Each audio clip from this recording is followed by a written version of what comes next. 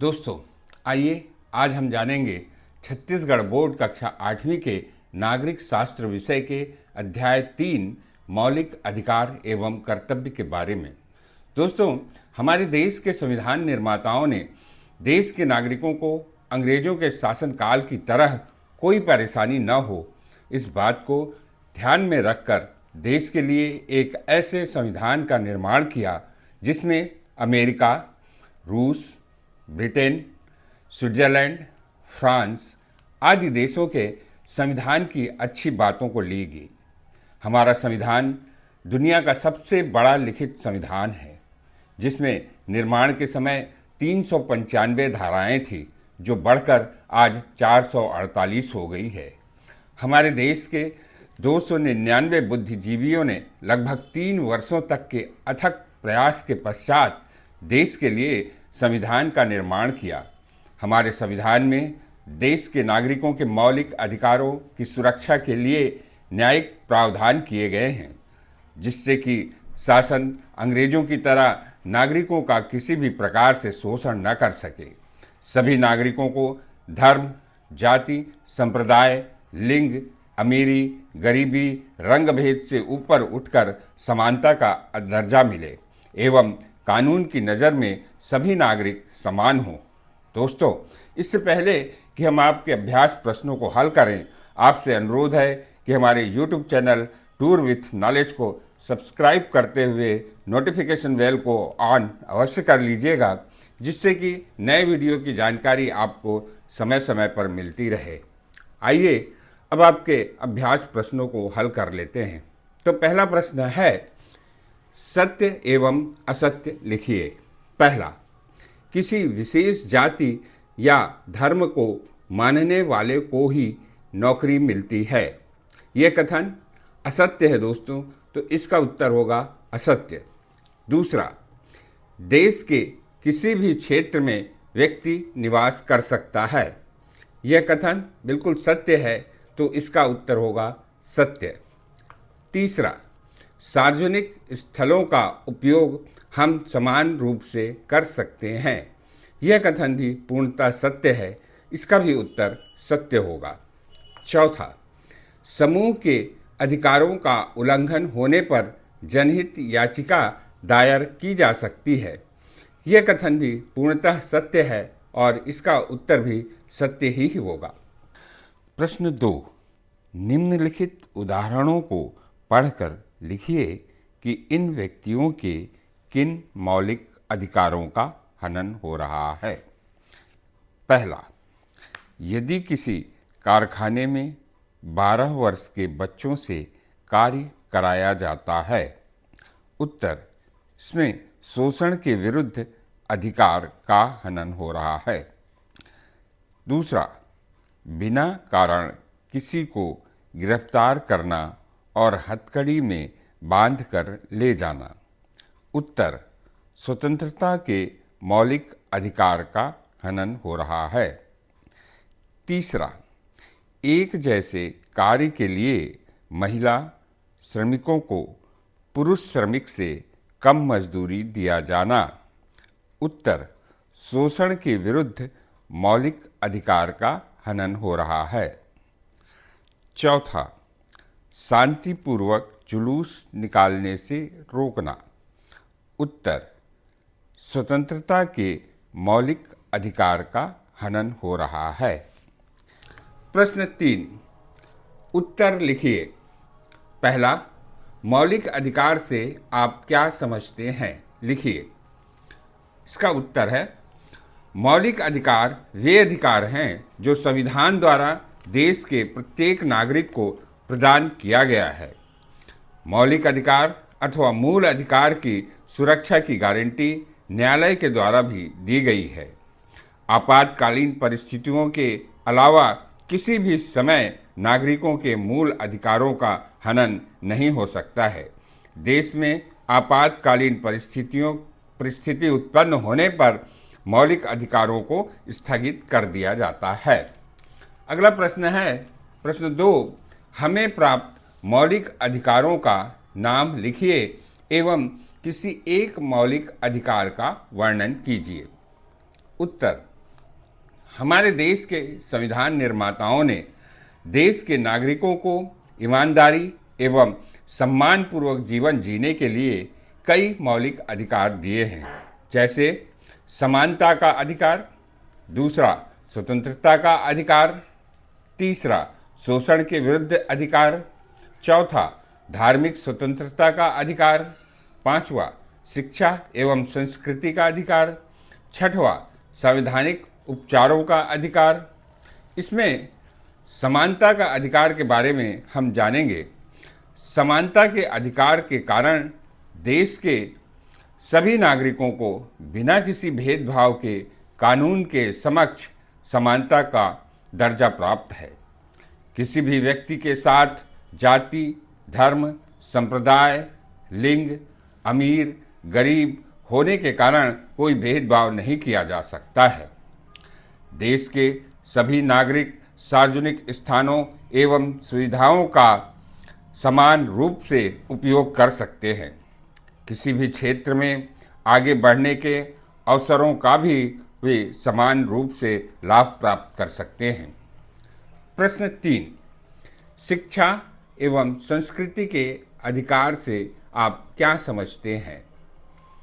उत्तर, हमारे देश में विभिन्न भाषा, धर्म, जाति, संस्कृति को मानने वाले लोग रहते हैं, जिनकी लिपि, रीति रिवाज भी अलग है, जिन्हें संरक्षित रखने का अधिकार संविधान के द्वारा प्रदान किया गया है। संविधान में अल्पसंख्यकों को अपने धर्म, भाषा को संरक्षित एवं विकसित करने के उद्देश्य से स्कूल, कॉलेज और विश्वविद्यालय खोलने का अधिकार प्राप्त है। इन संस्थाओं को शासन की शर्तें पूरी करने पर अनुदान भी प्रदान किया जाता है। प्रश्न 4, स्वतंत्रता के अधिकार को उदाहरण द्वारा समझाइए। प्रत्येक व्यक्ति का स्वभाव, चरित्र, दृष्टिकोण अलग अलग होता है, अतः हमारे संविधान में प्रत्येक व्यक्ति को अपनी इच्छा के अनुसार व्यवसाय करने, निवास करने, घूमने फिरने तथा जीवन यापन करने की स्वतंत्रता है।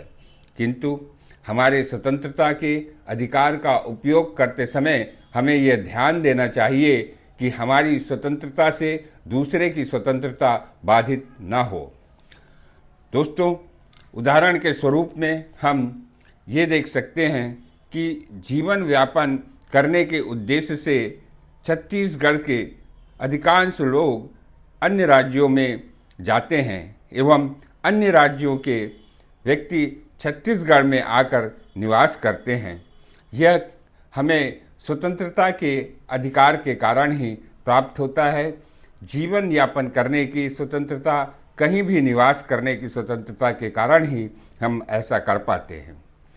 प्रश्न 5, किसी व्यक्ति के मौलिक अधिकारों का हनन होने पर उसे क्या करना चाहिए? उत्तर, हमारे संविधान में मौलिक अधिकारों को न्यायिक संरक्षण प्राप्त है, अर्थात यदि किसी भी व्यक्ति के मौलिक अधिकारों का हनन होता है तो वह कानून के शरण में जा सकता है। न्याय की गुहार कर वह न्याय प्राप्त कर सकता है, और यदि शासन के द्वारा ही किसी व्यक्ति के मौलिक अधिकारों का हनन होता है तो वह न्यायालय के शरण में जाकर शासन के विरुद्ध न्याय प्राप्त कर सकता है। प्रश्न 6, एक विद्यार्थी के रूप में आप किन किन कर्तव्यों का पालन करेंगे? उत्तर, एक विद्यार्थी के रूप में निम्न कर्तव्यों का पालन करना चाहिए। पहला, हमें अपने देश के राष्ट्रध्वज एवं राष्ट्रगान का सम्मान करना चाहिए। राष्ट्रगान के समय हमें सावधान की मुद्रा में अपने स्थान पर खड़े होना चाहिए।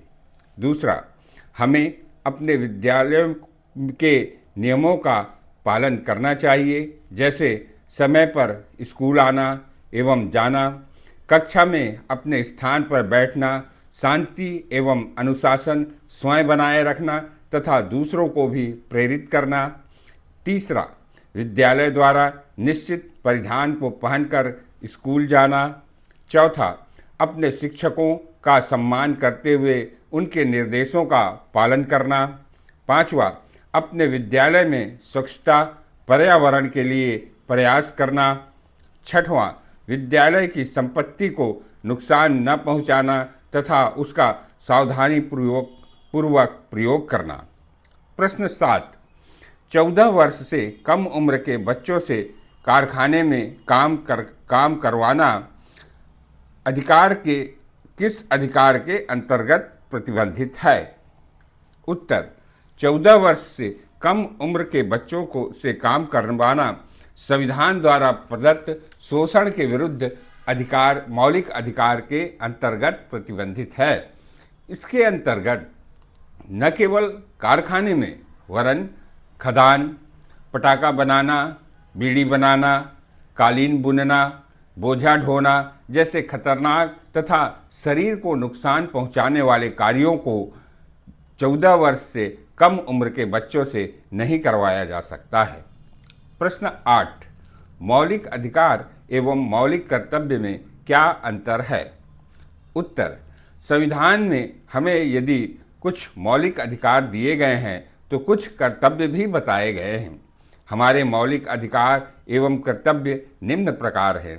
पहला, मौलिक अधिकार में वे अधिकार हैं जिन्हें न्यायालय का संरक्षण प्राप्त है, जबकि मौलिक कर्तव्य हमारे वे कर्तव्य हैं जिन्हें एक आदर्श नागरिक होने के नाते हमें पूर्ण करना चाहिए, क्योंकि एक व्यक्ति का कर्तव्य दूसरे का अधिकार होता है।